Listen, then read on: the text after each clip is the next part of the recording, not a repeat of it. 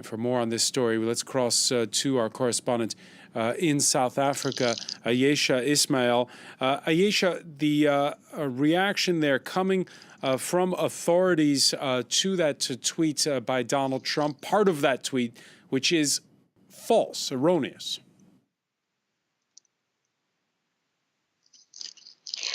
Well, South Africa's Minister of International Relations has called Donald Trump's tweet unfortunate and said that the tweet was based on misinformation and false information. Now, we know as a fact that not a single farm has been seized from white farmers. We also know that South Africa is a constitutional democracy. South Africa has a functional constitution, and the South African government has always made it clear that the land reform process will take place within the confines of the law and within the confines of South Africa's constitution. What we saw a couple of weeks back, there were isolated cases of farmland being invaded. But in these cases, the farmers went to court and successfully got court interdicts against these people.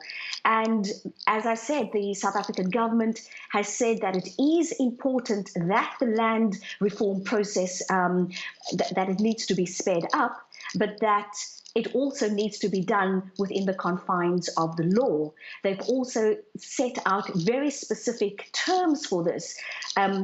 When they do expropriate the land without compensation, it will not hinder the economy, it will not affect the economy, will not affect the agricultural sector, and it will also not affect food security. So this is not a free-for-all.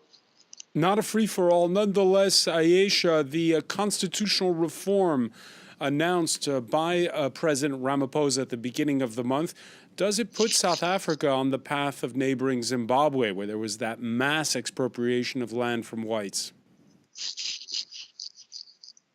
Well, the difference between South Africa and Zimbabwe is that South Africa is a democracy and a constitutional state.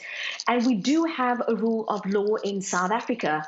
So the government has made it very clear that it is just not a question of people going onto the land and taking land. There will be a process. It will be a legal process, and it will be done according to the law and according to South Africa's constitution.